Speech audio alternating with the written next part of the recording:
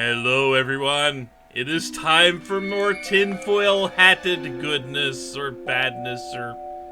There's a ness of some type, but I'm not sure what type. Anyway. Are we playing Smash Brothers? You could make the case. But joining me is J.K. Lantern. Welcome to Cliff or Sniff with Sarad. I like my name better. And StarPrincessHLC. Don't worry, we're not actually playing that. No, we should not be playing Smash or Pass here.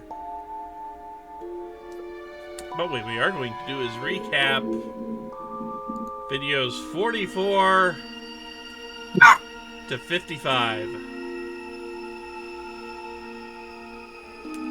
So, yeah, 44. I just do more theorizing because it's the start of a new session.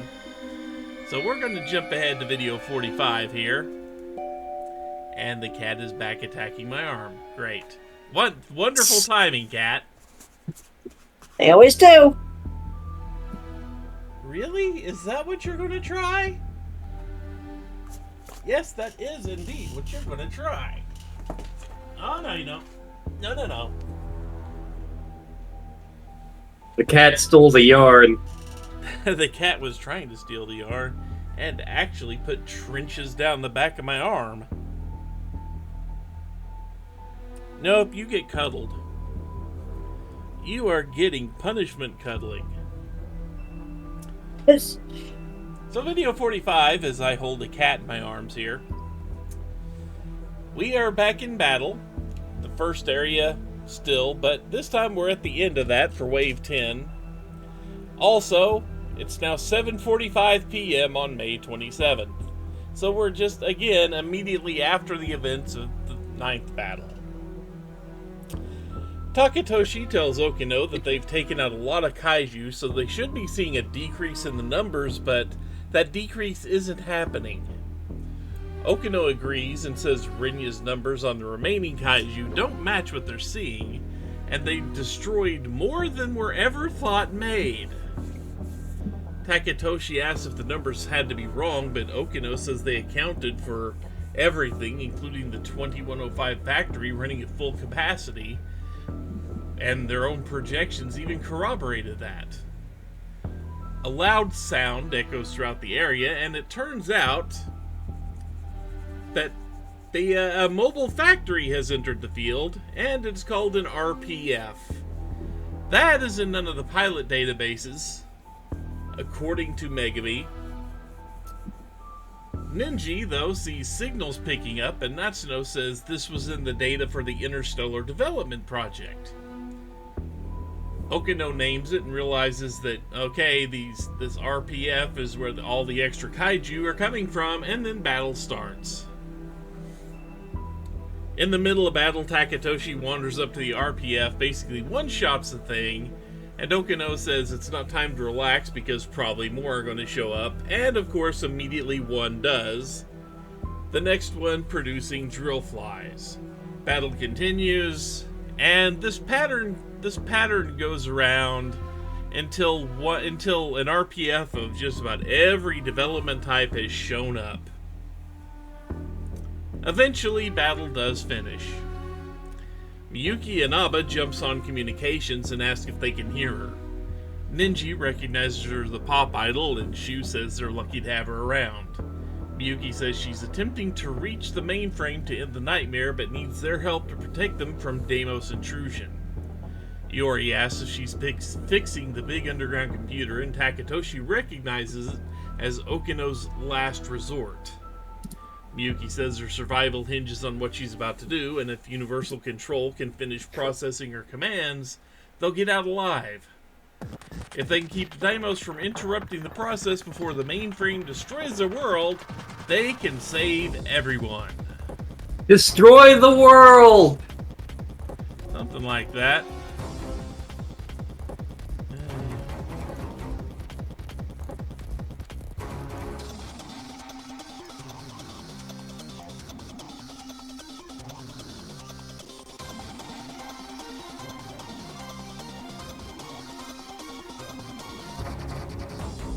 And then here we have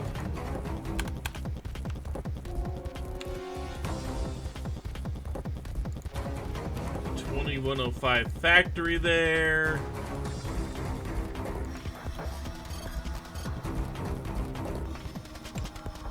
We have the RPF, which stands for Roving Production Facility. I know Not Rocket Pickle Finder? Not Rocket Pickle Finder, amazingly enough. But that was according to Okino in the battle that I, for some reason, didn't actually write down in the description, but did write down in the cards. Go figure. We have a process in progress that was brought up by Miyuki. And then we have a mention of the mainframe. I believe this is the first time they've actually called anything a mainframe.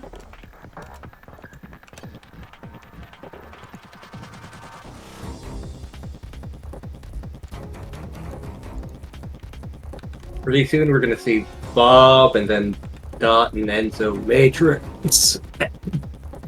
Yes, I made a reboot reference. And choked on your own spit in the process. Yes, I did. That was quite painful, actually. Because you were referencing Reboot. Reboot was awesome! In its moments. At the time, it was good.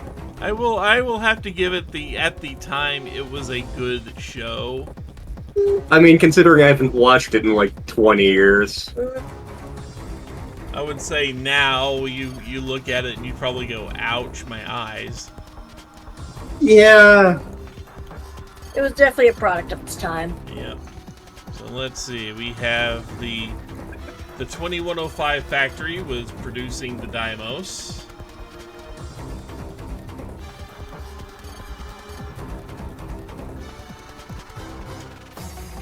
Let's see, the roving production facility.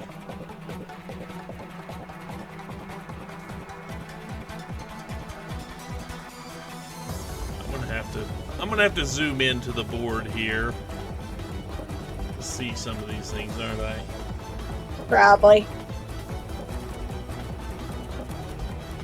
That'll just give you more of a chance to see some of the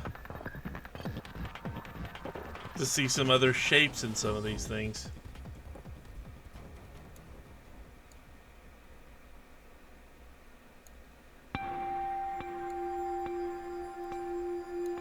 Let's see.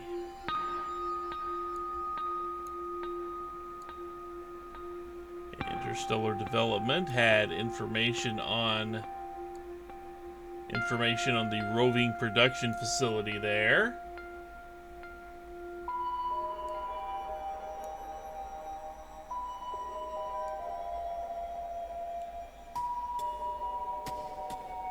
And let's see. You are all the way up here.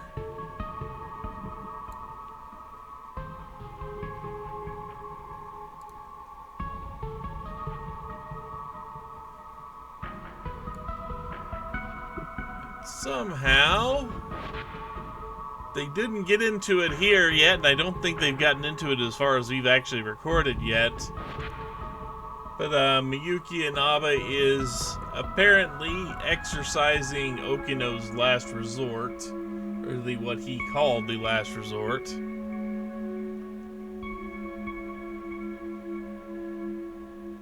There.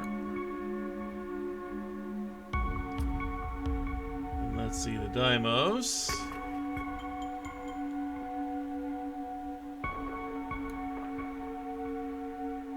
Trying to interrupt a process in progress. We don't know at this point what that is yet, but we know that somehow this progress is going to affect the mainframe. That is what we know. That is all we know. They're not being very forthcoming with what the hell this whole mainframe business is. Especially not yet. So video 46 begins with event 203 on the timeline. Megami walks into the empty Karabe house around dinner time and turns on the TV, and then puts the apron on to start dinner, deciding that she is going to make a Hamburg steak. Hamburger. As she believes this is Jiro's favorite. When dinner's ready, Kitaro enters the house, and Megami says they will eat when Jiro gets back. Kitaro goes to get washed up, then goes and sits at the table. Megami waits for a bit and tells Kitaro that Jiro will be late, so he might as well eat, and she will still wait to eat with Jiro. Kitaro accepts this. After dinner, Kitaro helps with the cleanup until Megami tells him just to watch TV. He does, and Megami tells him he doesn't have to wear that hat to hide the surgical scar on his forehead. He kind of, in a little bit of shock, asks how she knew the scar was surgical, and she stutters a bit and says, "Oh, it was a lucky guess." And then immediately starts remembering when she learned that he had a surgical scar in the first place. We flash back to event 160 in the timeline. A week prior in the house, Kitaro's sitting there watching TV, and Fluffy tells Megami that Kitaro is a witch, and she should shoot him in the head. Just point blank like that, right in the goddamn head. Right in the kisser. Mm-hmm. She protests that Jiro could be home any minute, but Fluffy insists that it kinda has to be now. As she approaches, a news report on TV blames a gas leak for the destruction of the video store that was caused by Jiro summoning his Sentinel. Megami asks Keitaro about the constant hat wearing, and he answers he's kind of afraid that his scar would be unpleasant to look at. She asks him if the scars allows him to pilot a Sentinel, much to the confusion of Keitaro. She offers to explain how she knows if Keitaro shows his forehead.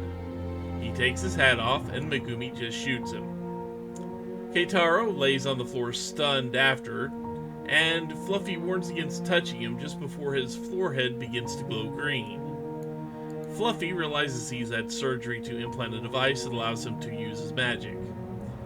Megami asks who would do it, and Fluffy replies, well, humans, obviously, as there are many that would covet the power, and since it gives him immunity to the curse.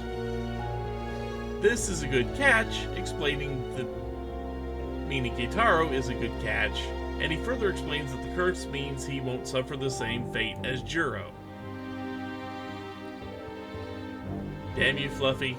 Why do you have to be this vague about everything? I'm sure he has a reason. Uh-huh. I can't talk about it now, but it's like, if he'd just be straightforward with more people, but that's a discussion for later. Event 203 on the timeline. We're returning back to that. The news reports again on a series of gas explosions in Heiaki-cho, and they try to reassure the people the administration is taking the reports very seriously. Just then, Jiro returns and asks if Keitaro has been home all day. Megami tells him dinner's ready. Jiro replies he's not hungry, but she insists. Frustrated, he asks why she cares so much and asks her not to treat him like a child. Keitaro leaves, saying he needs to see the gas explosions for himself. Fluffy hops up on the TV and chastises her for failing to shoot A, because she was too busy posing around with her gun, and she needs to do the job quicker. Yeah, but he says there's nothing to do about it now, and tells her the next target is going to be Shu, and she does say she'll get it done.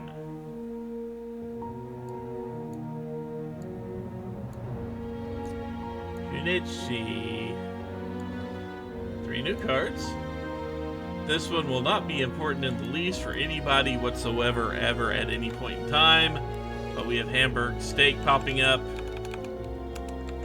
I feel like you should make that one hot pink. I mean, I could. There. Now we have more food on the. We have more food on the table now.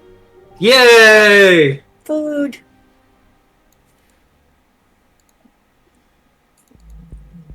We have the mention of a spatula. But before we get there, the news report blamed a gas leak on why the video store went boom. And then it was specifically called out that we had to pick up a spatula to cook the goddamn Hamburg steak. I'm reasonably sure the spatula's never going to come up again, but with this game, how the hell am I supposed to know that? The spatula is actually the key to every plot point in the game. Well, let's see. At least over here. According to Megami, Jiro's favorite food is Hamburg steak.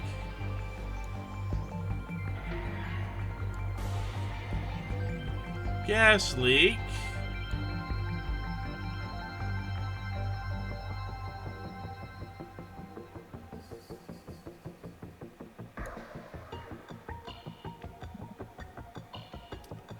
Where the hell is Sentinel 13?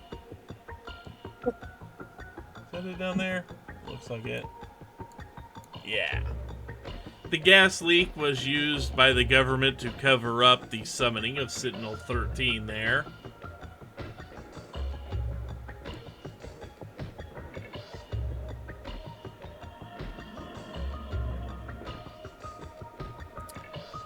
And let's see, Keitaro was shot by Megami.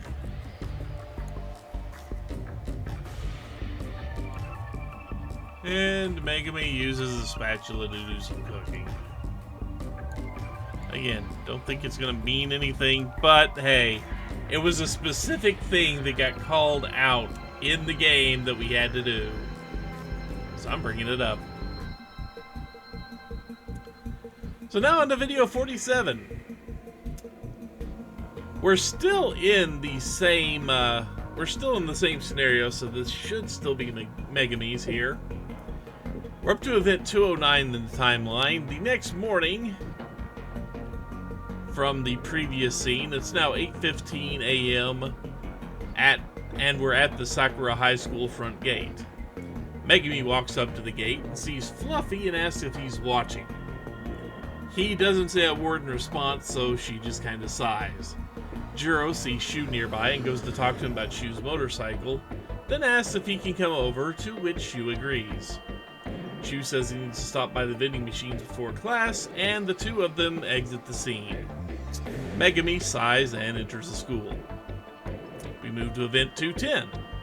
After school, Megami's leaving class, and a couple of random students are talking about the delinquents in the school, and that Ninji from class 1D kind of straightened them out, and that Shu hangs out with him. A different set of students talk about how unfair pop quizzes are and how much they're jealous of Shu. And then Megami heads to Jiro's house. We move back to event 203. And it's going to be kind of the same thing as before. Megami walks into the otherwise empty Karabe house at dinner time, dons the apron, and this time she chooses to make some grilled mackerel and taro with a knife. Once dinner's done, Jiro finally walks in. Jiro tells her he's not hungry, and after she protests, he tells her to stop treating him like a child and goes back to his room. Once again, it's now 8:15 a.m. at the school gate because I missed the trigger the first time to be here to do the thing we needed to do. And that was, we will get there in a second. Once again, Megami sees Jiro and Shu talking, and this time she interrupts them to ask if Shu can meet her somewhere later to talk. He suggests the roof, and she agrees. Jiro is slightly annoyed, and he stammers when she asks if it bothers him. If it bothers him before the two boys head off to class. Megami stops to talk to Fluffy, and Mimiko overhears her tell Fluffy that she knows she needs to be quick and she won't fail this time. Miwako walks out of range, and Fluffy finally replies that she'd better not, and he runs off. Event 210 is Megami getting up, leaving class, recalling that Shu would be on the roof, so she heads up that way. We move on back to finally to a new event, 211. We're up on the rooftop where she sees Shu, gives herself a little pep talk, and approaches. Nenji's hanging out with Shu on the roof, and both of them complain that they've got things on their minds before Megami approaches them. Nenji asks who it is, and Shu tells him that Megami asked him to meet there, insinuating she wants to confess her love to him. Nenji says it's really annoying to be friends with Shu sometimes, and leaves the pair of them alone. Megami looks puzzled, so Shu tells her the girls used to confess her love for him all the time, and it annoys Nenji, and says if that's what's happening, he's sorry, but he's kinda got feelings for someone else at the moment. She says it's not what she's there for, tells him not to apologize, then pulls out the gun and shoots him. A voice is heard immediately after saying Sentinel 20 transmitting, and Shu's Sentinel warps out of nowhere before it teleports him to it and starts flying off. Juro, having entered the roof, stares in awe at the giant robot. He states that he saw her shoot Shu before the robot appeared, and wonders where it flew off to. Fluffy runs in and asks what she did, and realizes that Shu came in contact with Keitaro too. Megami says Juro saw it, and Fluffy says he needs to manipulate Juro's memories and make him forget, but needs her to leave since he can't do it with her standing there. The scene ends. To be continued. And let's see. And 2. Okay. Only 2 cards this time. Only, I say, is if I don't have 120 of these things laying around. Good thing they're not real, otherwise your floor would be a mess. My wall, my floor, and probably part of my ceiling at this point. Yeah, well the cats would have a field day at least. No, you see, the cats would actually have some of the string and some of the notes on them. They would be part of the corkboard. One of them would be Okino, the other would be...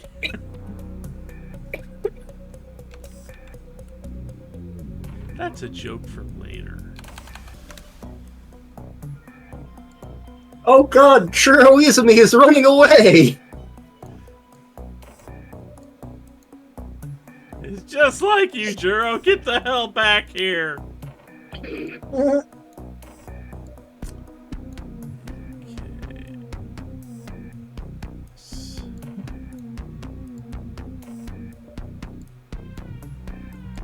Yeah, I'm flashing back to that one episode of Dexter's Lab. Which one? The one where him and Dee Dee were in like a contest of who owned what in the house. Oh, the label episode! Yep. It is with this hand that I begin putting my name on my waffle. It is with this hand I finish putting my name on my waffle. Okay, so let's see. Megami also cooks with a kitchen knife there.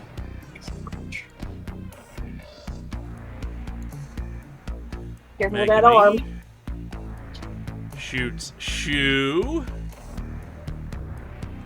See, we have some other strings that already exist would be getting new things, like how Keitaro infected a couple people, and how I put that on there, but that was future knowledge. I can't talk about that yet. I guess I kinda can. But I gotta be careful what I say, because there's a lot of future knowledge that goes into it, but they did mention it here about Okino's code.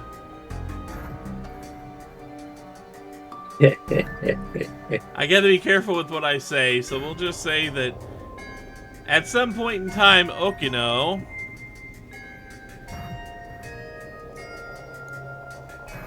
turned Keitaro into Patient Zero with his forced activation code. Well, we'll just say that now.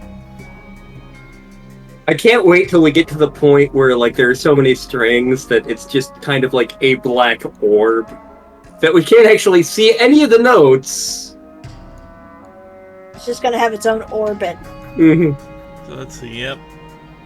Okay, he made that code.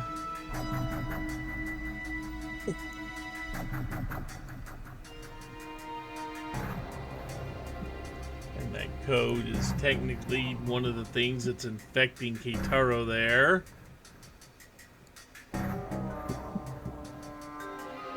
Keitaro. Infected Shu with the force activation code. Keitaro infected Juro with the force activation code. We don't know who else at this point in time.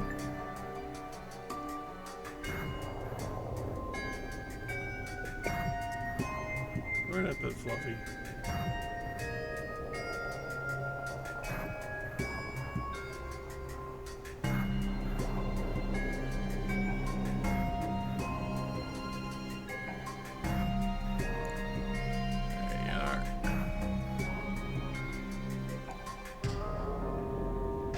And Fluffy also erased some... I need to make this yellow. I need to make Fluffy's card yellow there. Fluffy also erased some memories from Juro. So now we move on to video 48. This is one of the events with no actual match in the archive anywhere. A very familiar scene by now. Juro is once again in Class 1B after school. We're there a lot. Yeah, we're there a lot. Kyuta walks up to him and says there's bad news, and Juro guesses it's because Shu was gone and might be at the cafeteria. Kyuta thanks Juro and goes to read a manga at the back of the room after saying they should just grab their stuff and head that way. Juro sees some papers stacked on the podium, again, and retrieves them to take to nurse's office as Chihiro apparently forgot them. Again. Iori, Tomi, and Miwako continue with their little discussion in the back of the room as Juro tells Kyuta he has to go take the papers to the nurse. Kyuta tells him he's going to go hunt down Shu and then asks Juro to meet him at the front gate when he's done. Juro grabs the bag and heads out. In the hallway, Juro runs into Iori and they talk. She tells him the dream he mentioned is actually real. He confusedly asks which dream, and she says it was about a shootout, taking refuge in the harbor where Juro was shot and captured, while Iori managed to escape. He adds that to prevent killer robots from being invented, a factory got blown up. She asks if that means he remembers, and he says he didn't know she was into action movies like Exterminator 2. She sighs about him not actually remembering, and he says of course he remembers the movie, because that was a masterpiece. She corrects him, saying no, it actually happened and it wasn't just a dream. He then pulls out a poster for the Mighty Kaiju Daimos movie and said it would be cool to see them if that was real, and she says it's his lucky day because he will be seeing them very soon, and there are many different types of many different sizes, and he says the series is cool because it had a variety of kaiju. He then pulls out a videotape and tells her she should check this out if she loves that type of movie, as it's an episodic show that plays out in different ways each time, and this one is about an alien seeking refuge on Earth after crashing his ship and teleporting onto a bridge. She tells him that was a real event that happened on Sumire Bridge in 2089.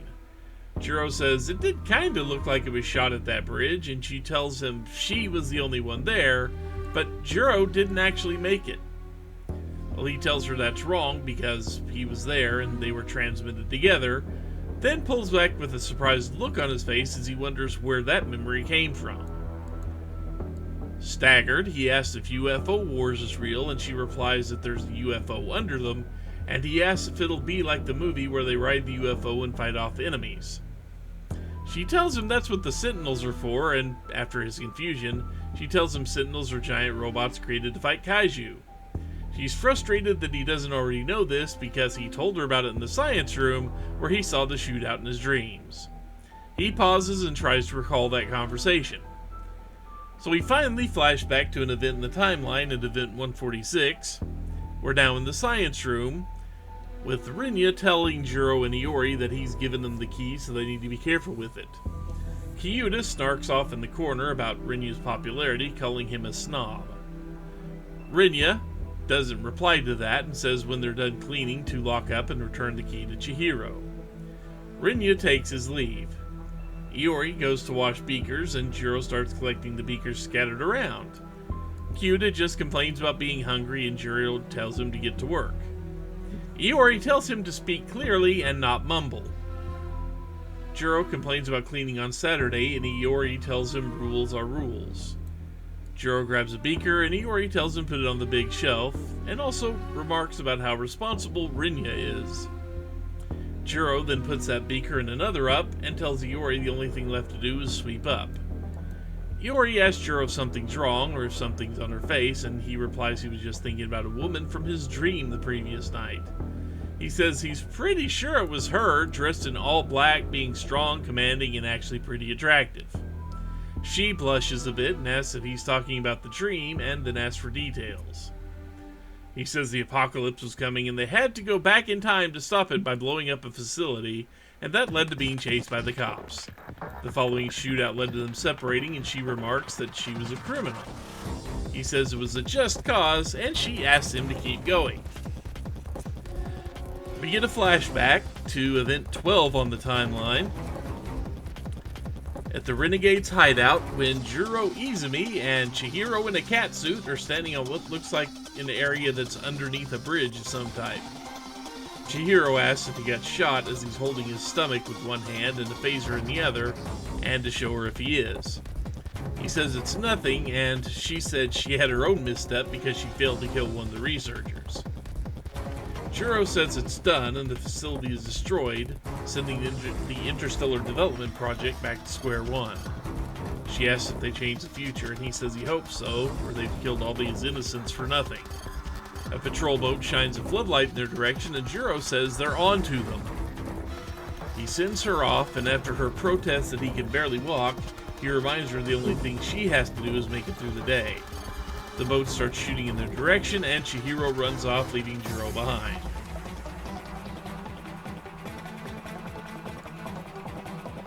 Let's see, we got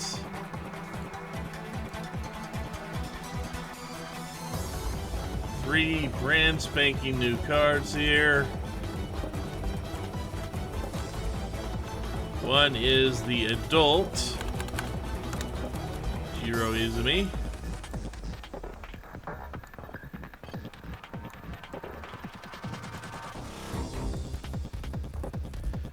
One is the future facility that was bombed.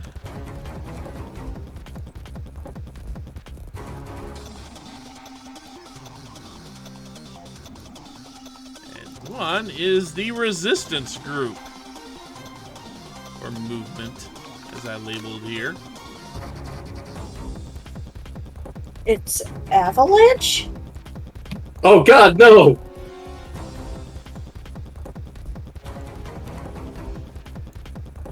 So they're going to need a specialty gun too. Maybe.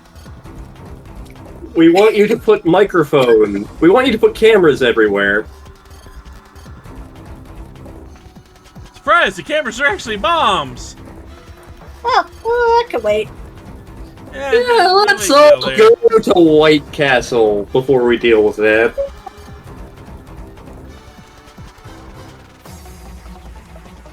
Okay, Interstellar is there.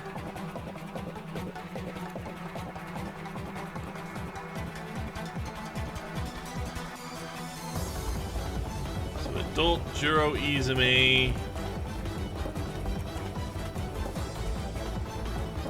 And Katsuchi Hero, there you are. They both set that back to square one, or so they think.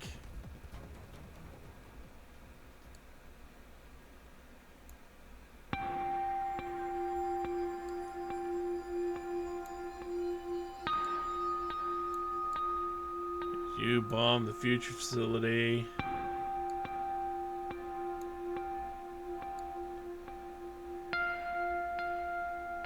Along with you.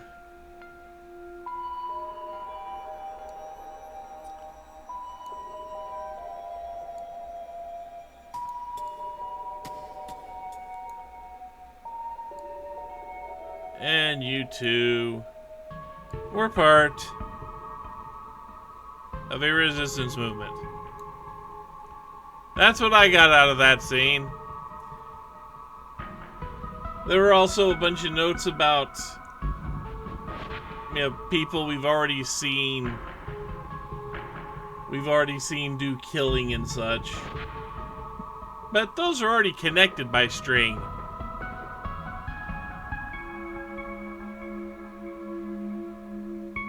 So now on to video 49. Once again, we're at another event with no match in the archive as Keitaro stands on the riverbed looking at the sunset. He still wants to take the Sentinel back to 1944. And we're going to be back here at least 3 more times over the course of the game based on the way the flowchart looks at this point. He thinks about Natsuno attending the school in this area, and thinks about Juro, then considers that the factory that built this Sentinel, and decides he wants to go visit that place. We move to event 117 in the timeline. It's now at 1600 hours. Keitaro visits the former site of the factory only to find a park there instead. He sees what looks like his younger sister there and runs up to her, only for Rinya to show up and ask what business Keitaro has with his little sister.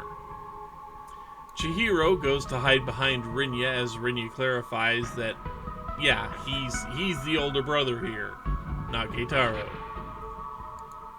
Keitaro stammers out that Chihiro looks just like a relative of his, and the two leave Keitaro alone in the park.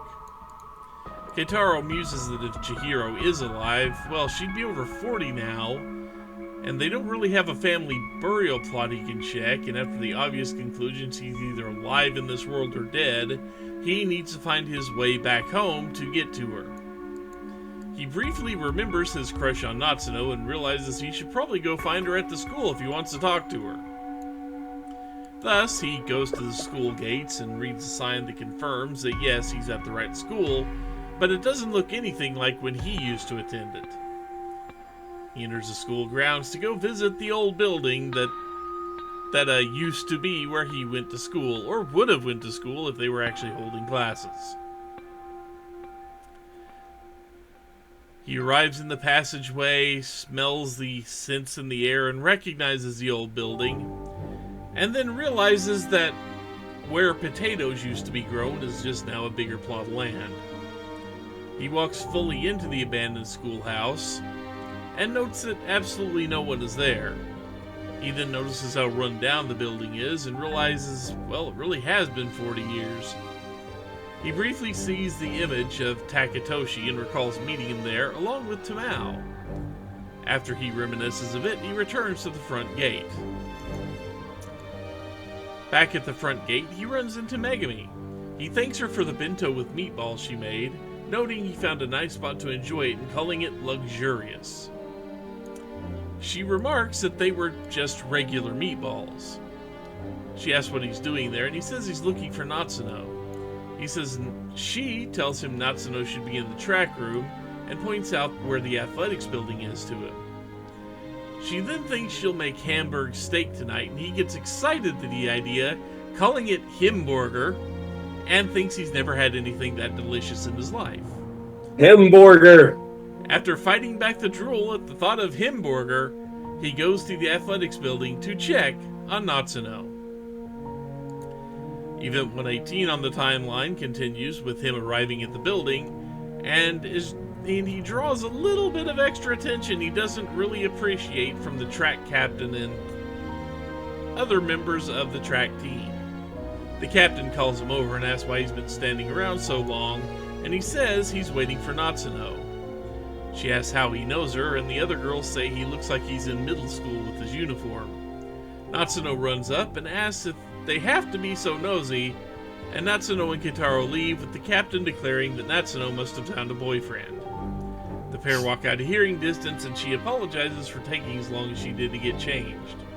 Keitaro muses that it's fascinating that they all change into such revealing outfits when they exercise. She remarks that he kinda showed up at school out of nowhere and asks if things are okay. He then talks about how he was in 1945, but so was she, and asks what she knows about all the time travel business. She thinks about it, looks at BJ, and then says she can't talk about it there, and Keitaro brings up the old school building as it was still open and empty. Natsuno expresses surprise that they can go in, and they head off to the building to have a discussion.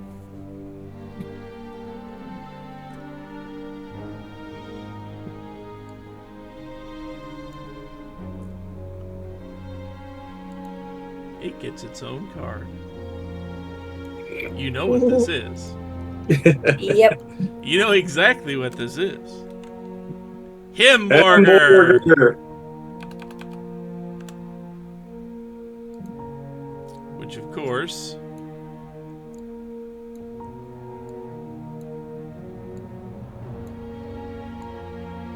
At least Natsuno wasn't out of school due to her inferiority complex. this is true. Which, of course, Hamburg, steak, and Hamburger are the same thing. He just cannot get the pronunciation of the damn thing right. I always feel like that is a great touch in this game. Where like a character doesn't know what the fuck someone's saying, so they're just like, hamburger or Yep. BJ? Or... You mean like when your nephew kept calling halibut elephant? Yes. Let's see, and Hamburger is Keitaro's favorite food. At some point, I'm really hoping he and Takatoshi get together and get to talk about their favorite foods. I'm hoping it happens.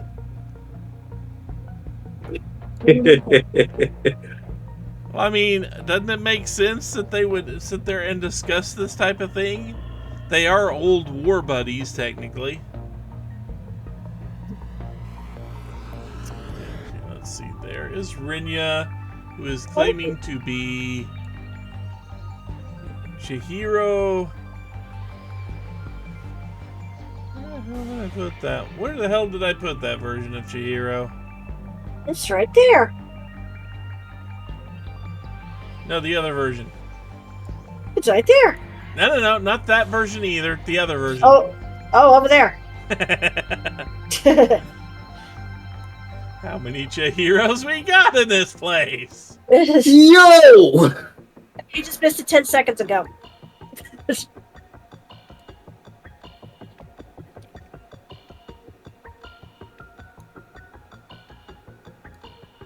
There it is. The one I need. Are you sure though? Yep, that is the one I need. That is the one I needed. Are we sure it's Chihiro Moriboro and not Jiro Izumi? I don't think we've had Chihiro Izumi yet. It would not surprise me. Behold, it's Jiro Morimura. Got the fused. I can't even talk. I can't even make that joke yet. Yes. So we move on to video 50. We're event 119 in the timeline here. We are still in the same scenario as we just were, but it got a little bit long, so I had to cut it in half like the other one. We see Keitaro and Natsuno enter the old school building, and Natsuno says, okay, they should be good there. She asks if he can keep a secret, and he says he can, despite the evidence to the contrary that we have seen more than once. She asks him not to freak out and unveils BJ from her bag. She calls BJ an alien and says she's helping him look for the Sentinel he used to get there. He then mentions a Sentinel in 1945 and how it belonged to BJ's friend. Keitaro silently muses about the Sentinel really being designed by Japan in secret. She then adds that they're capable of time travel, to Keitaro's further surprise. He says he recognizes BJ from the Shikishima engineers and asks if it really isn't just a scout unit. Natsuno says Shikishima make weapons and BJ isn't a weapon. BJ then quickly interrupts that line of discussion by saying Keitaro's full name, and Natsuno asks if it's just a robot, then why can it talk? So she surmises that it's still just an alien in a spacesuit with a likely alien brain in there. Keitaro directly asks BJ if he's an alien, but no response. He then asks what BJ's objective is, and BJ replies he's looking for the truth, like Keitaro wishing to know where he came from. Keitaro questions this as he says he came from 1945, and BJ says that this is incorrect as he has a log that proves otherwise. Both Natsuno and Keitaro ask to see the log, and BJ displays it in a blue window, very similar to windows we've seen multiple times in this game. Two windows pop up, one of them of the future Keitaro, and the other of future Yuki. Keitaro calls over the comms that he's switched over to a private channel and asks if Yuki can hear him. Yuki's picture clears up and she says she can. He asks if everything was alright with the shuttle, and she said she did secure a seat thanks to him. She says it'll probably be the last, as the place she's in will be lost by tomorrow. Keitaro asks if the front line advanced that much, and Yuki says if anything they're picking up speed. Yuki asks if Natsuno arrived safely, and he confirms she arrived in Sector 4 about 5 hours prior. Yuki expresses relief Natsuno is there with him, and then says she never approved of their relationship. Future Natsuno pops up over comms and exclaims, "Mom!" Yuki said she was only kidding, and thought Natsuno didn't want to talk to her anymore. She apologizes about Natsuno's father and says they haven't been on good terms since they split up. Natsuno says she wanted to be with her mother, and Keitaro interrupts, saying her shuttle is about to take off. Yuki says she'll see them at Sector 3 in 14 hours. He says he'll be waiting in Landing Zone 10, and she says she's looking forward to it. She signs off, and Keitaro talks about how the destruction is spreading and the surface will be lost soon. The log ends, and Natsuno asks what that was. BJ says it was a segment of a log he retained, and Keitaro says he has to know when the log was recorded. BJ says the year 2188. Natsuno wants to know how it's possible, and is still surprised Yuki is her mother in the future. Not specifically saying Yuki is her mother now, but is surprised Yuki is her mother in the future. Does that mean anything? Who the hell actually knows at this point?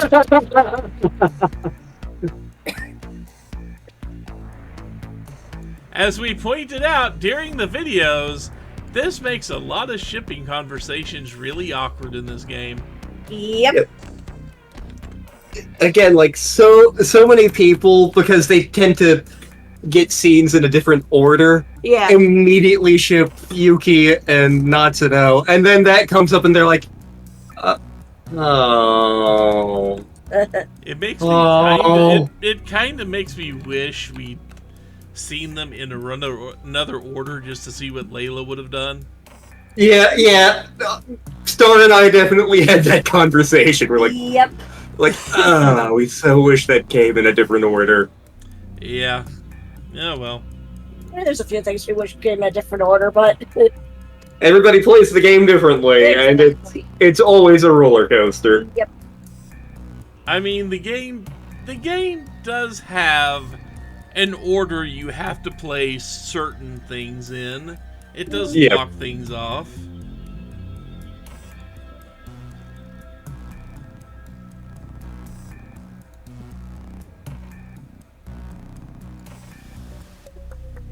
Okay, where the hell did I put you, future? Not to know. over there. Not really connected to much yet. But then again, the future versions of people don't seem to have too many connections yet.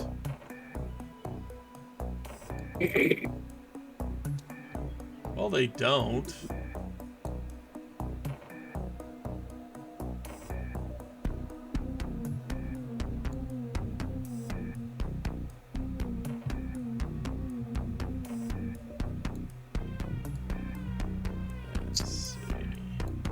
Future Natsuno escapes to Sector 4.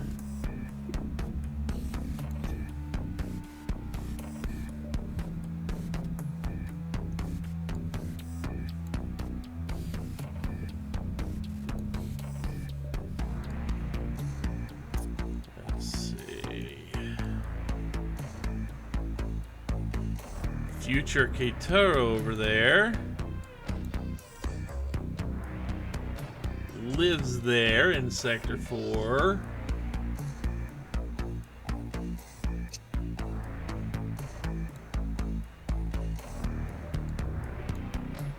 You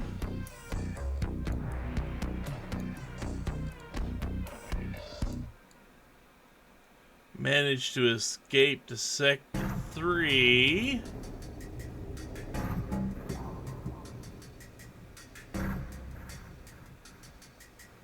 If I can find Sector 3.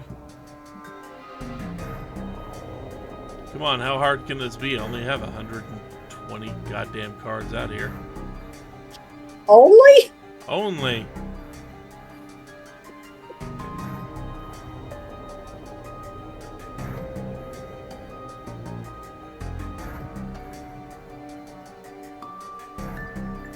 I know I put Sector 3 up later, but it wasn't mentioned until later. That's part of the problem.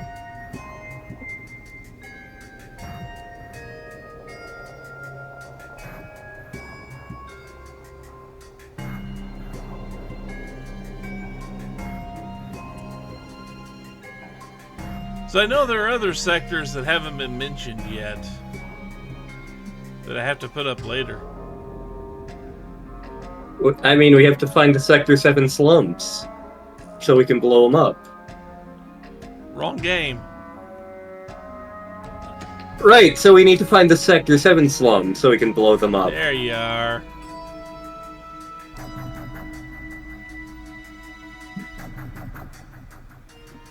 Cat Treats got a card.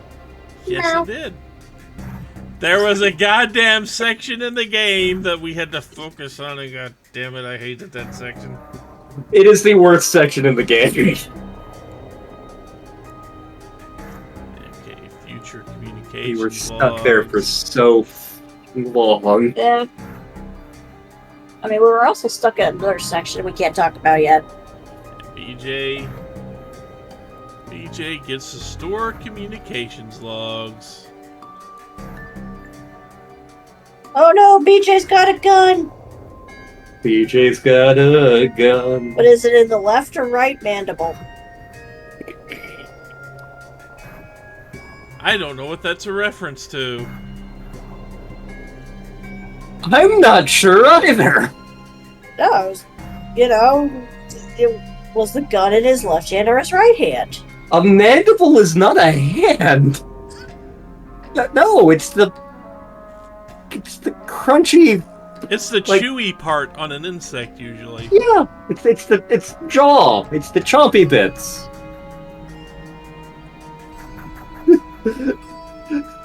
Mandible. Look, I'm tired. Okay. So now we move on to video 51. And we're finally going to take on some of Yuki's story here. Finally, I say. Event 82 on the timeline happens. We're in 1985, and Yuki is in her first day as a student at Sakura High School at the athletics building looking for Natsuno. She complains about the track room being all the way in the back when she sees Natsuno run by and calls out to her. They greet each other, and Natsuno says, "Hey, it's been a while." And the long hair makes Yuki look quite a bit different. To which Yuki said Natsuno was the one that told her to grow it out. Natsuno chides her for stopping the writing back, and Yuki says, well, things kinda happened after the move. Yuki then says it's her first day and she just got transferred there, so she figured she'd eventually see Natsuno, even if she never took Natsuno to be a track girl. Natsuno says they have a lot to catch up on, and Yuki reminds her she's in the middle of practice, but they can see each other anytime. Shu walks up behind Yuki, and Natsuno takes off to continue training. Shu continues to walk up to Yuki and says hi, and she chides him for calling her by her name. Shu says he just heard her being called that, and she tells him the privilege is reserved for Natsuno. He asks if she remembers him, and she asks who the hell he is. He claims he's the guy she's destined to meet, and she responds that he's just the guy she bumped into in the shopping district. He calls her Yuki-chan again, and she snaps at him to stop. Ninji then approaches Shu and says he's looking for him. Yuki steps up a bit and whines about having to see Ninji's face. Ninji says, well, Takamiya of Suzu High, and asks her if she's trying to make a claim on their turf. Shu tells I have a sword here, Meshi. It's something like that. Shu says that as she just transferred in, and Ninji tells her she has the wrong uniform on, and she blurts out that it was because the Four Eyes made a mistake, and then quickly corrects herself by saying she just didn't want to wear a skirt. Ninji says the transfer at this time of year is weird and thinks she may just be trying to pull something. Shu tells him to lay off, and Ninji asks why she transferred there. She puts a hand to her chin and goes into thought, and we flash back to event 72. A few days prior to the previous exchange, Yuki is escorted into an office in Aoi Ward by an unnamed man. We see an adult figure going through a folder there, and the figure dismisses the man as he turns to face Yuki, as he wants to speak with her alone. Reading from the folder, he notes that she's 16, went to a boys' school, engaged multiple delinquents, sending 12 of them to the hospital. She asks if that's all he got her out of the pen for, so he's really earning his pay, huh? And then says, go on, rake me over the coals. He says that would be a waste of time for both of them, and gets to the point that they've noticed her set of skills, so they want to work with her. She refuses to rat on her friends, and she doesn't work with cops, so they're going to need a different sucker. He then brings up her father, Hayate Takamiya, who is in prison for the murder of a gang member. Because of that, the other inmates have made 2 attempts on his life, but so far he's still alive. And if he were so inclined, he could be persuaded to move her father to a safer facility, but she's going to need to cooperate with him. She says she hates him, but he continues, asking her if she knows of Shikishima Industries. They publicly manufacture a wide range of products like rockets, planes, trains, ships, home appliances, but privately they may be developing nuclear weapons and are colluding with other nations to do so. Yuki asks what the hell that has to do with her, and he replies that several high school-age minors are connected to the weapons and have been rounded up into a school affiliated with Shikishima. Yuki thinks about Shikishima and her father and how she went to Nigakuri to settle a score, and the cops managed to sniff her out. She asks if any of the Curry boys managed to die, and he replies that 3 had fractures, with the rest just getting bruises and scrapes. She says it's too bad and remarks that they were the ones that laid their hands on her friend, so she gave them what they had coming. She asks why they don't just bust Shikishima themselves, and he replies they'd rather not get the police involved and wants to keep it from going public. She asks who they actually are, and he says they're a special investigations unit that might be called spies. He's the director of the SIU and would be Yuki's superior, so she asks what the kids have to do with it, and he points her to a stack of papers on the table. Not on a podium, but on the table. She reads off the following names. Class 1B, Iori Fuyusaka. Class 2A, Rinigoto. More Class 1 with Kisaragi, Karabe, and then gasps as she reads 1C, Natsuno Minami. He says they need someone to investigate the names, and that's Yuki. Video ends here because, dear God, these story segments are getting a little bit long.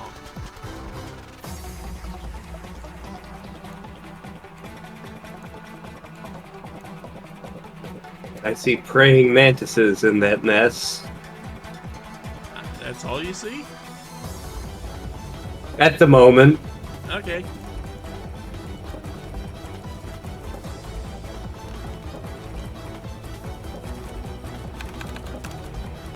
So we get a card for the Special Investigations Unit.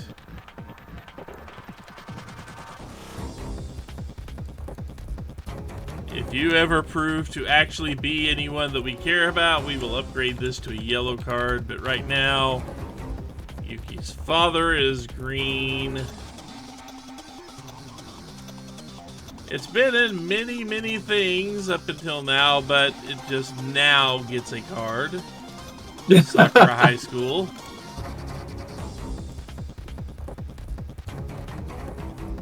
I didn't really want to put the setting on here, but it looks like they're gonna make me do it.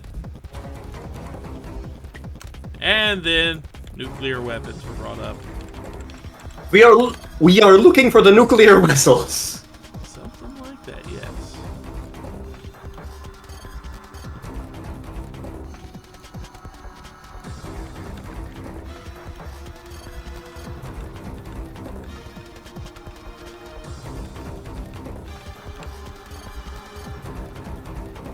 Let's see.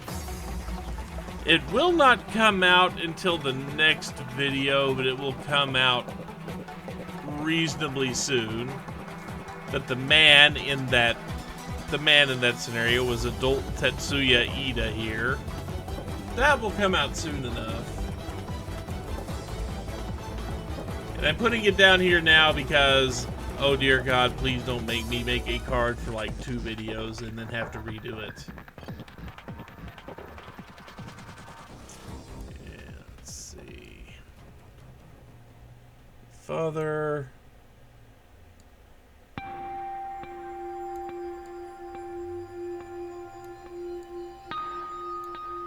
Yeah, that's Yuki. Okay. I was having trouble reading that card. Can't imagine why.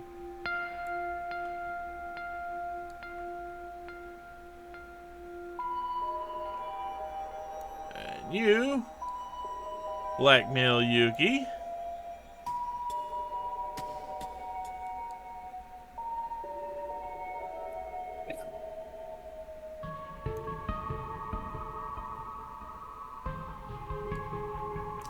You use her father as a bargaining chip.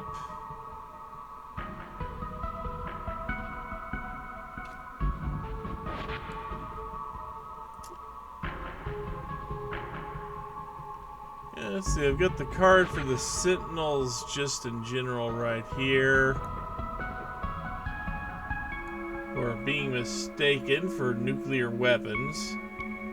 Presumably, anyway. Although I do have to say that they may not be far off. Shikishima here is now being accused of building nuclear weaponry.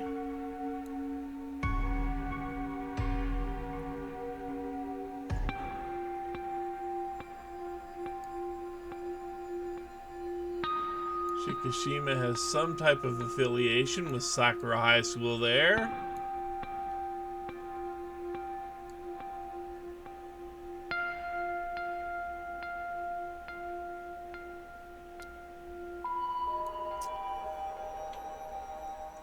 Let's see, and then Yuki went to...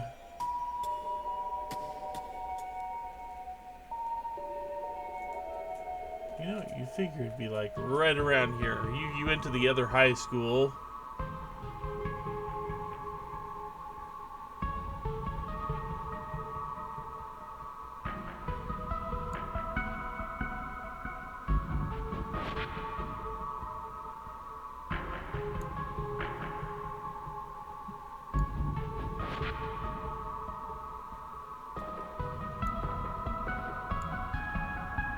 To start a rumble. Where the hell did I put that other high school?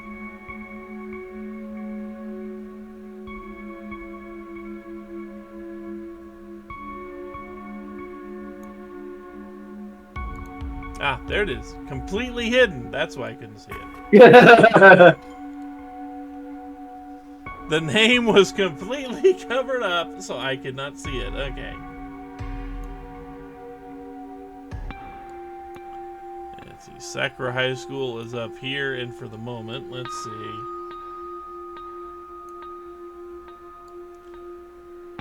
So just going strictly by the paperwork we've got Juro. We've got Rinya.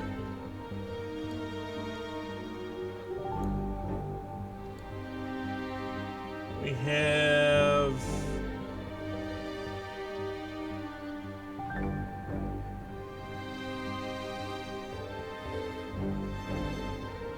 I mean, Shu goes there, but he wasn't actually listed on the paperwork.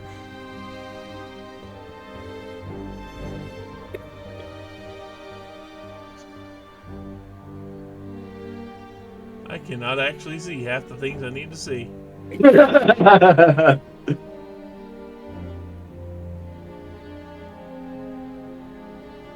Okay, Taro. We have not yet begun to reach incoherence. No, we have not. And there's Tomi.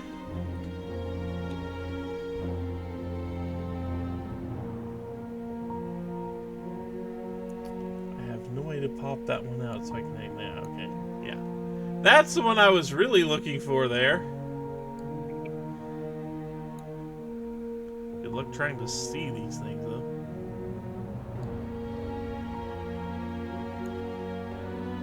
And Iori. On the paperwork, those 5 were attending Shikishima High.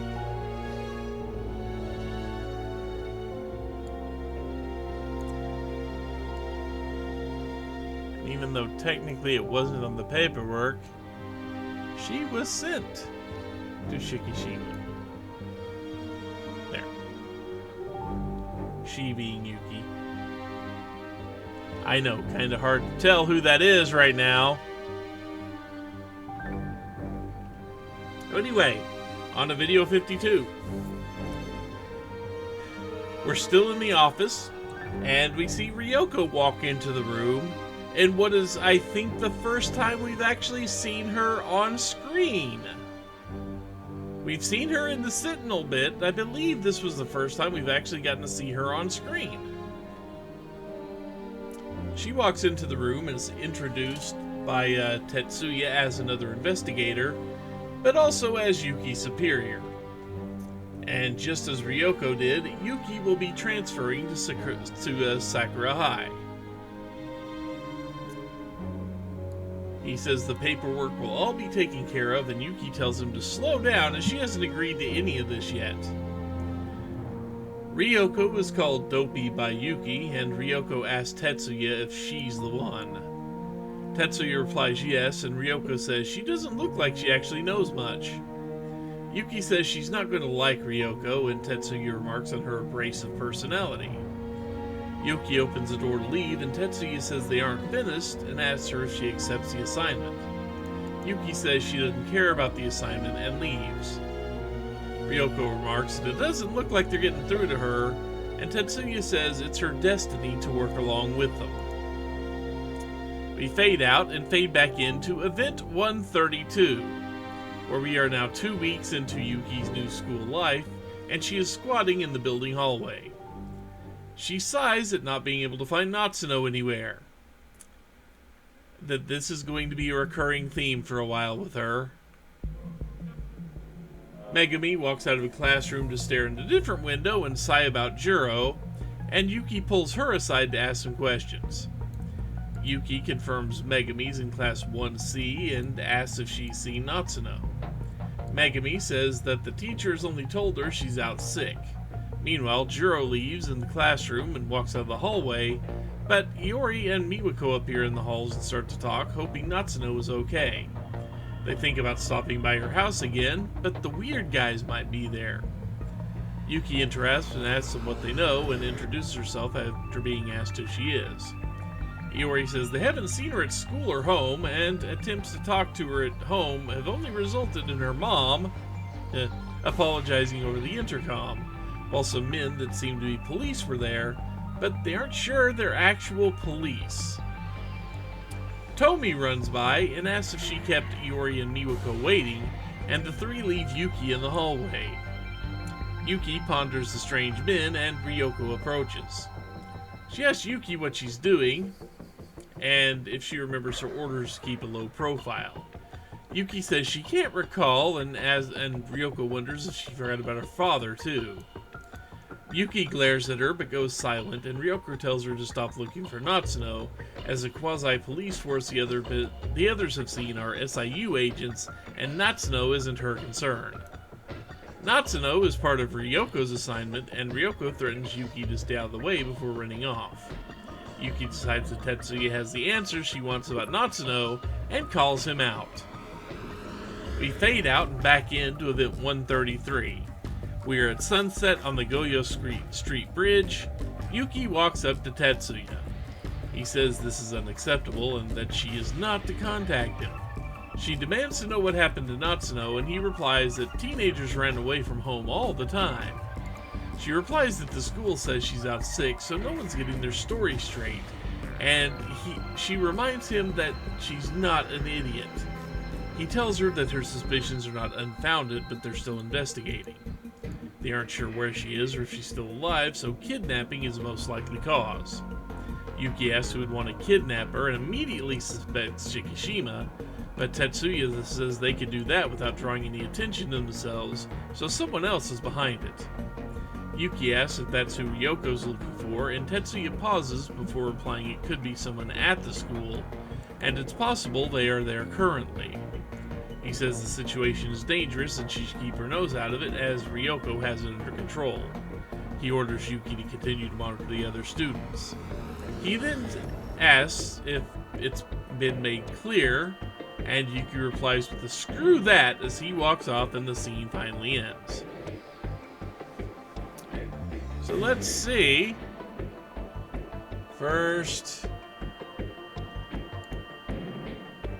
I have to find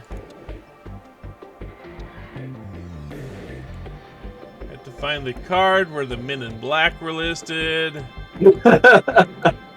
so I can update that. There it is.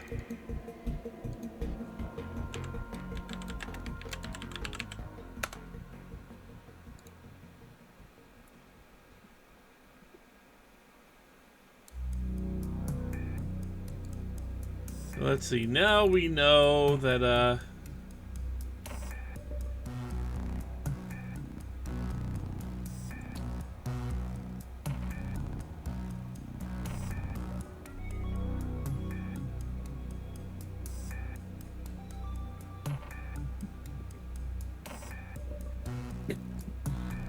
I probably also need this, don't I?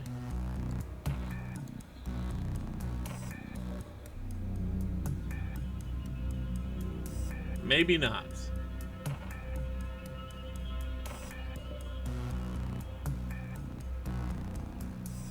Why did I put that card here?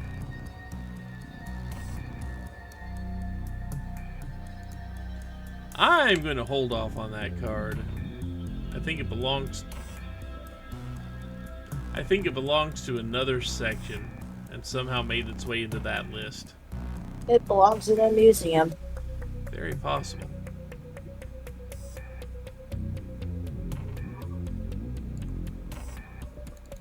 I think I actually know why I made it.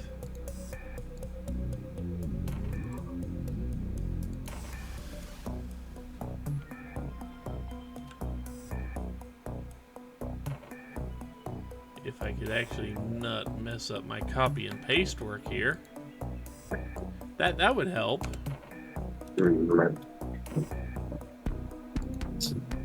Yet another Tetsuya Ida. Yet another Tetsuya Ida as a young adult this time. I'm just going to put you over here.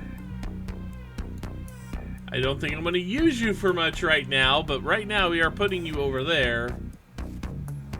for other reasons. Are you sure it's Tetsuya Ida or a man who looks like Tetsuya Ida? But remember, the man who looks like Tetsuya Ida is in fact Tetsuya Ida. The man who looks like Tetsuya Ida is in fact Chihiro Morimoto. Morimura. God, I Drew hate this Izumi. update. That goddamn update. It is my favorite update in the game, just for the sheer banal stupidity of it. It's like just for fuck you, player. That's why. Did we need this mystery file then? No? Okay. Let's see, now we know Ryoko attends.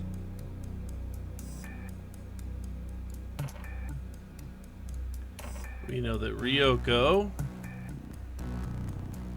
is the adult Tetsuya's subordinate there.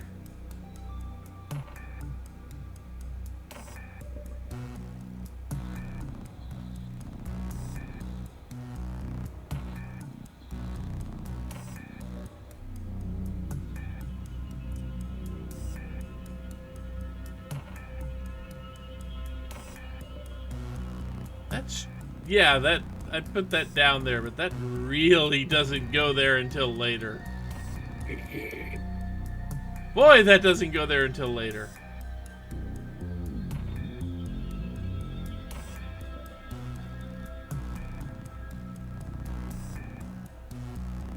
Actually, no, wait a minute. We did cover that, didn't we?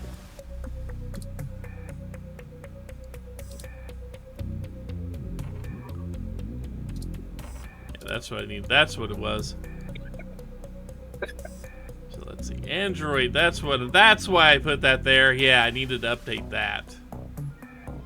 Move it off of adult Tetsuya Ida and put it as Tetsuya Ida young adult was the one that built the android Tomi Kisaragi.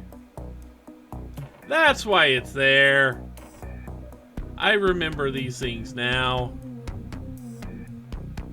Okay, kind of remember them. Look, this game's confusing.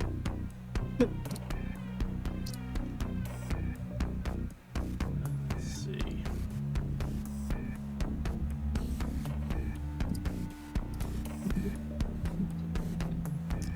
Let's see. The Men in the Black and the SIU agents.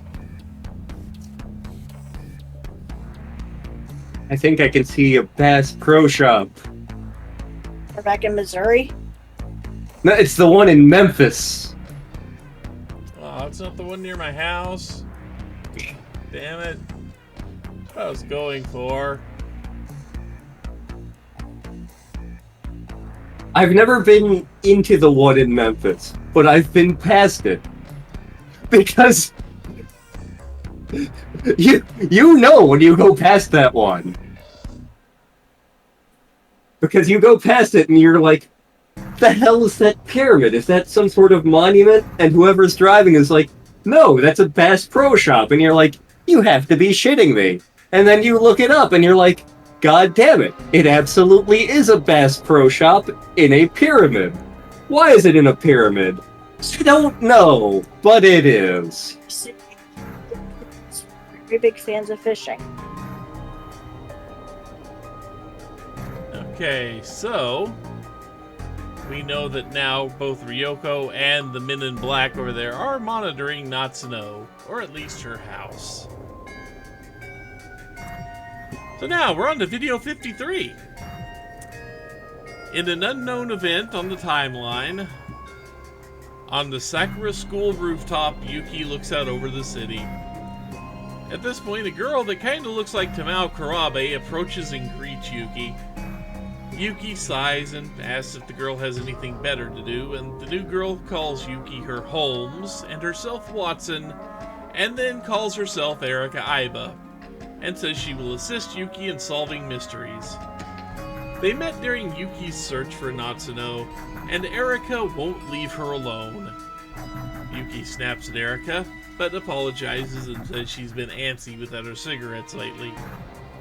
Yuki sees a handkerchief tied to the fence and wonders which girl it belongs to. Yuki picks up a crumpled ball of paper and reads it, finding it to be Shu's test where he scored a 92. Shu muses he may not be such a dumb pretty boy, but nah, he's still an idiot. Erika asks if they should conduct interviews and sums up the case around Natsuno, where Natsuno's been missing, but hasn't really been turned up sick despite the words of the teacher, and she didn't run away, contrary to the latest rumors, so something more sinister is at hand. Yuki reminds her she's not playing around, and Erika repeats that she's trying to be a capable assistant. They leave the rooftop. Back to the Class 1 hallway, Yuki and Erika scan the hall. A trio of girls wonder who owns a handkerchief tied up on the roof. Yuki opens the door, doesn't see Natsuno, and then approaches Megami again, who is looking in Juro's classroom, and asks Megami if Natsuno seemed odd before the disappearance. Megami hadn't thought about it, but she did notice that Natsuno was always hurrying to the track room at break, and she was kind of anxious in class, as well as scribbling weird things in her notebook that had nothing to do with lectures. Yuki then goes over to Iori and Tomi, who are standing together, and asks them if there's been any change at Natsuno's house since they've been going there. Iori replies no. Tomi then gets excited at seeing Yuki and asks if she's a real-life Sukeban girl, and if she's hiding a razor in her skirt. Yuki sighs and asks Tori if Tomi is alright, and then leaves the hallway to head to the athletics building. Yuki makes it to the building and asks the captain of the track team if she noticed anything. The captain says she skipped the last few training sessions, but she might be sick. However, no one thinks she really looked sick before. The manager thinks an incident happened and it caused Natsuno to skip training in school, and clarifies there was a fire in the north building. The manager heard an explosion started it, and the captain heard it was arson. A separate track member confirms that Natsuno stopped coming to training, but doesn't know anything about the fire. You did still see Natsuno in the locker room, where she kept getting some UFO-looking thing that just kind of looked like a box in her bag. Yuki tries to go to the locker room, but a track team member stops her. Yuki convinces Erika to distract the track team member long enough for her to get inside. Once the member is distracted, Yuki slips in the door. Scenario keeps going, but is cut in half at the video here. So let's see. Yep, I need one yellow one here. 8, 59, 40, 41, 142. Okay, you two, break it up. You two go fight somewhere that isn't on my desk, please. Gotta love having cats sometimes.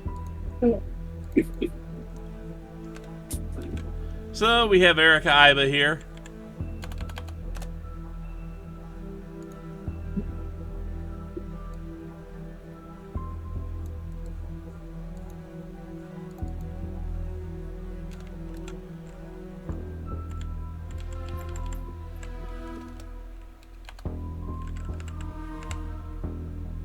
We have Sherlock Holmes.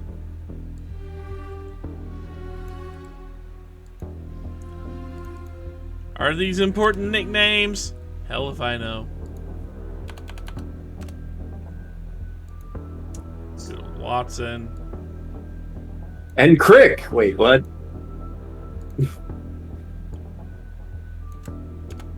And over here we have Rosalind Franklin.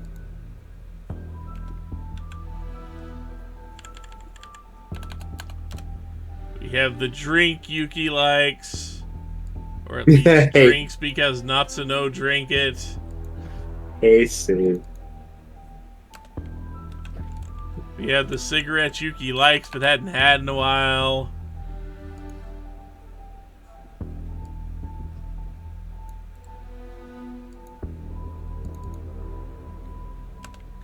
We have a handkerchief that was tied up to the fence.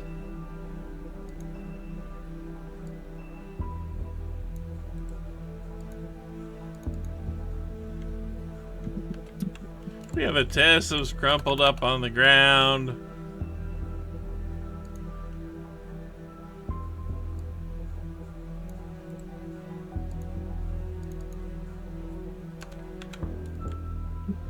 And we have Tomy being a complete dork about the 1980s.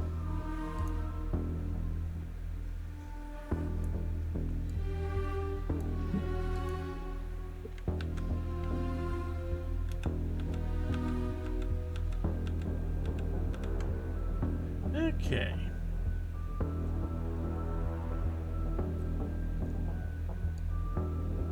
Let's see, Erica here. Looks identical to Tamao Kurabe.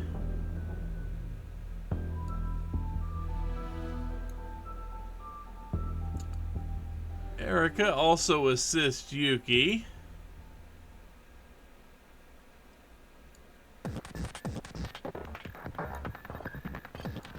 And gets called Sherlock Holmes for her trouble.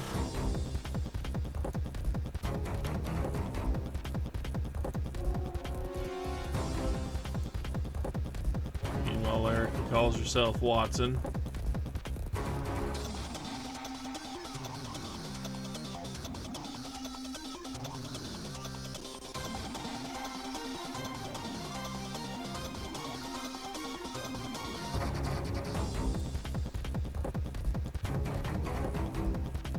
Meanwhile, apparently both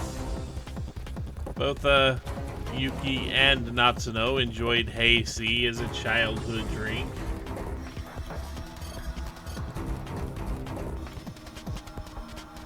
A little less childhood are the cigarettes that Yuki smokes and has been being denied for a while.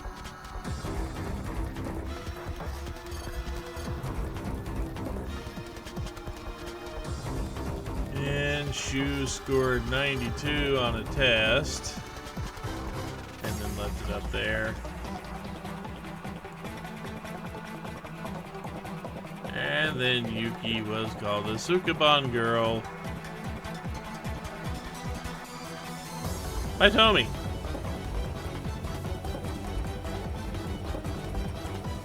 So we continue the event in video 54. Yuki manages to enter the locker room, and Erica follows kinda soon after, saying the girl she was distracting got called over by her senpai, so that freed her up, so she doesn't just want to wait outside. Yuki finds Natsuno's locker and pulls out the notebook Megami mentioned. Reading the book, Yuki finds notes from Natsuno about her investigative record of important events. Entry 1 was a summary of Natsuno meeting BJ and thinking he was an alien. Entry 2 summarized about BJ's ability to shift through time at the Tokisaki Shrine, and the third summarizes that BJ's looking for Sentinel 17, and Yuki wonders if that's the weapon that Tetsuya is looking for.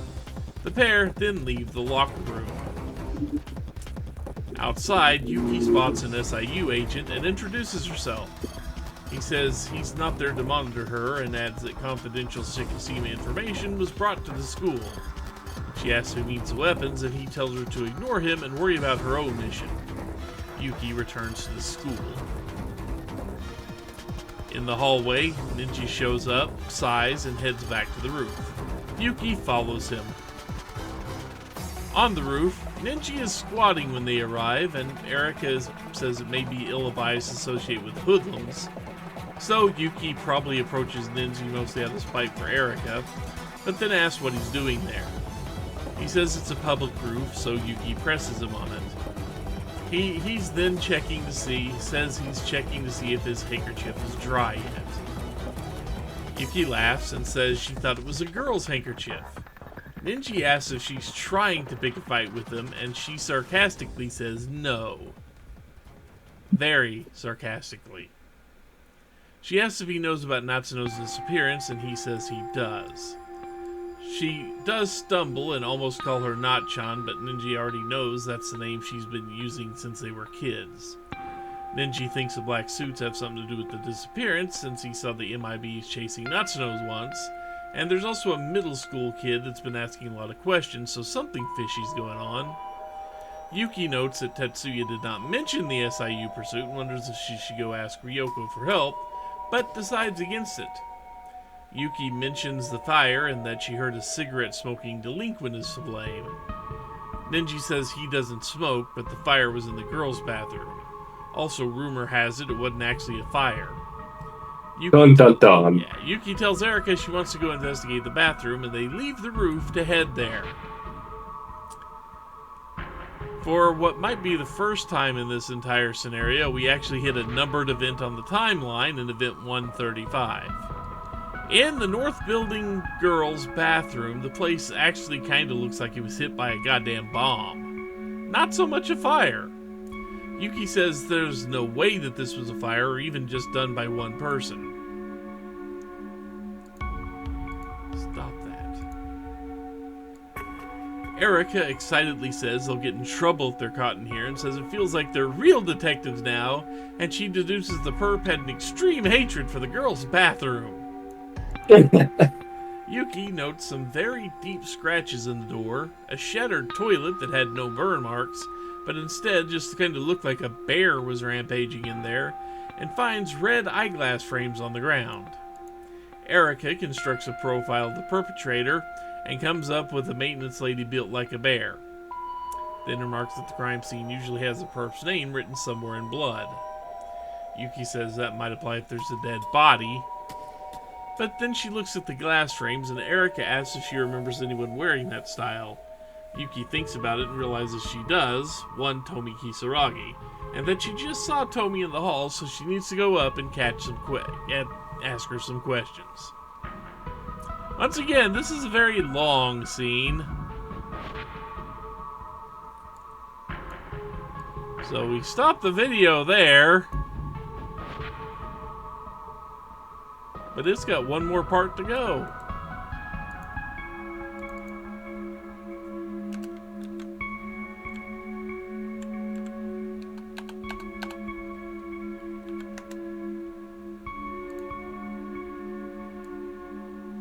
Middle school kid. We don't know who that is yet, but we will have an idea eventually. Meaning the middle school kid that was asking questions about Natsuno.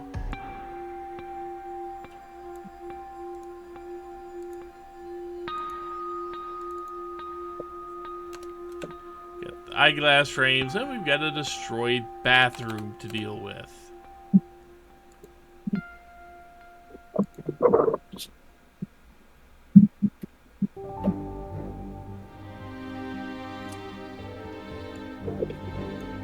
Handkerchief up here.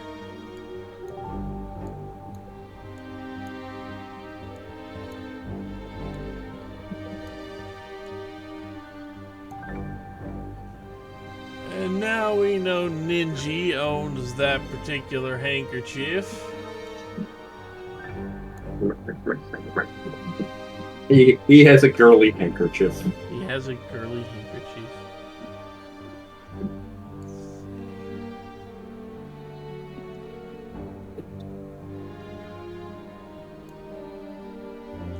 And it's not explicitly stated in game, I don't think, anywhere. But I think we figured out that, yeah, the guy who was, who Ninji called the middle school kid looking around was indeed Keitaro. Yeah. Because they called him a middle schooler looking at his uniform.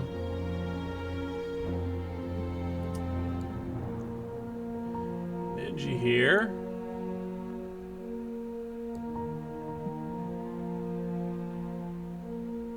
Does not smoke cigarettes.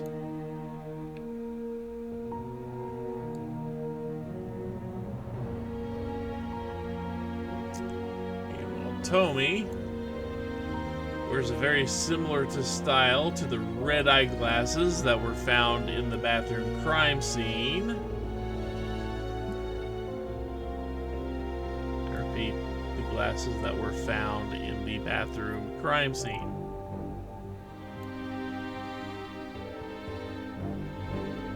And now we get to the final video in this cluster. The one that went up 6 hours before this video. Video 55. We're now at event 136. We're back inside the Class 1 hallway. Erika asks Yuki to slow down because she can't keep up. After a bit of looking around, Yuki spots Tomi and Miwako standing in the hallway again. Yuki asks Tomi to take a close look at the glasses and see if they're hers. Tomi says they do look the same, but she's wearing hers, so that can't be her pair. Yuki asks her what she was doing in the north bathroom, but Tomi says she wasn't there because she didn't need to go all that way just to use the bathroom. Yuki summarizes that if the glasses were found in the bathroom and Tomi is the only one that wears glasses that distinctive, she should go ahead and confess. Tomi asks what she would gain by setting toilets on fire. Yuki asks if Tomi is just messing with her, and Miwako speaks up, saying she did see Tomi in the north building that day. Tomi expresses shock, and Miwako says she really did see her there along with Natsuno. And then we flash back to event 107 to Miwako recalling the event. Now they're in the north building. Miwako's running through the hall, needing to deliver some papers to the art room. Natsuno runs by, and Miwako asks why she isn't at training and asks where she's off to in a hurry. Natsuno replies that the where isn't important, but then stops before she can stop speaking and just continues running. Shortly after, we see a very heavily bandaged up Tomi walk by, and Miwako asks her if she's hurt, but Tomi says nothing and just continues to follow Natsuno. That scene ends and we move back to the hallway where Yuki is trying to grill Tomi. Iori approaches the group as Tomi continues to proclaim innocence. Miwako fills Iori in, and Iori says that can't be right because Tomi was with her while they waited for Miwako outside the front gate. Yuki asked Miwako what Natsuno looked like, and she said, well, she was kind of in a hurry, in a bag. And then she remembered that on her way back from delivering the copy, she saw another girl that was covered in dust and coming from the bathroom. Yuki asks who that was, and the only reply she gets is that the girl looked mild-mannered. Knows she saw the face before, but she doesn't know what year or what class. And we fade out with a to be continued.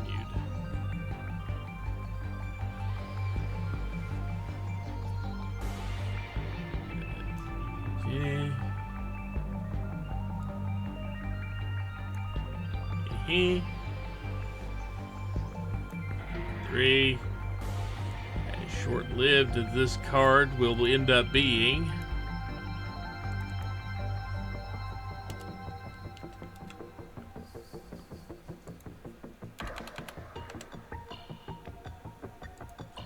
Yeah, that won't last long, but it's here now.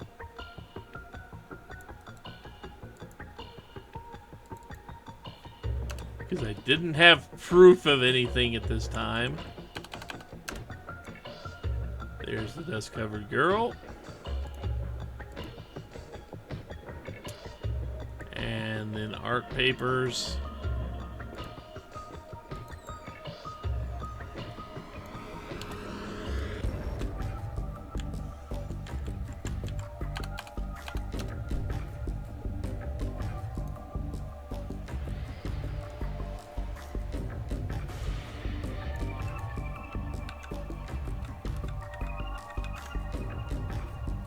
Okay, so now, what did we learn? Besides the fact that this game was confusing. We learned that Tomi has an alibi. Tomi's a Girls. BD. We've learned girls' bathrooms are perilous. Apparently, They are. yeah. And that a very bandaged Tony Kisaragi was seen near the destroyed bathroom.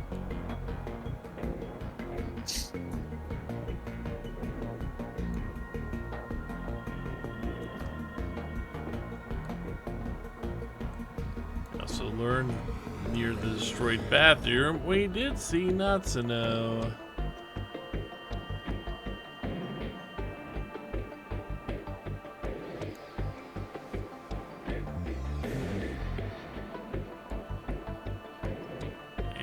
The bandaged Tomi Kisaragi was chasing Natsuno.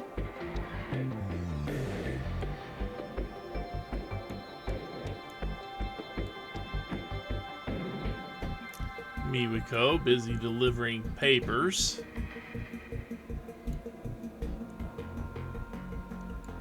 there was another dust-covered girl also seen near the destroyed bathroom. I'm sure that one won't come up ever again.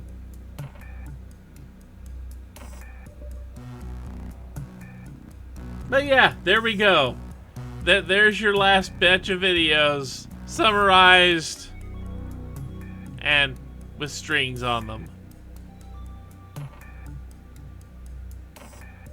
We connected them. That's one way to put it. Do you feel any closer to understanding? Yes and no. I feel closer to understanding because I played more of this game. But the me of this era, that, you know, 5th session me, did not feel any closer to understanding, no. Wait, which era are we in? Let's see, I believe we're 9th session. Are we in 1985? I mean, technically we're in the 2025. Oh shit. We're in that era. Oh shit. So where's the chocolate? Where is the chocolate? I mean, technically it's still 2024. Which reminds me, I need to remind you guys of a thing before the next recording session. But anyway, I think that will cover this video for now. We have our yakisoba pan, we have our hamburg steak, and we have our hamburger. Those are truly the keys to understanding this entire mess.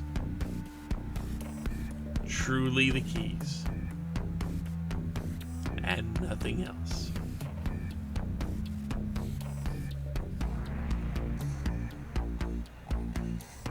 We found hamburger. That's another session down.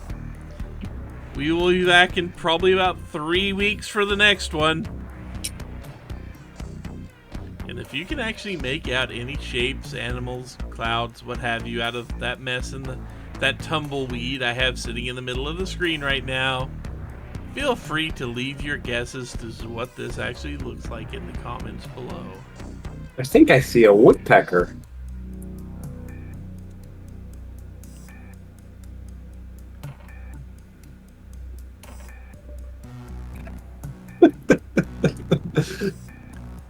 You know what I see? What do you see? Somebody's first attempt at making a complicated flash animation.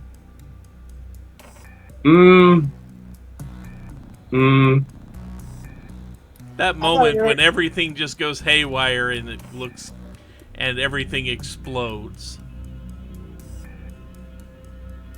What? What do you see?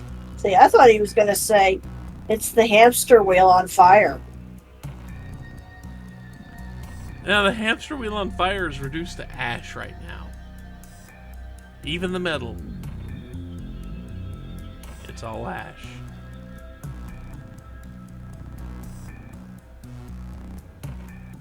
That would have been a perfect time for Ash to pop up.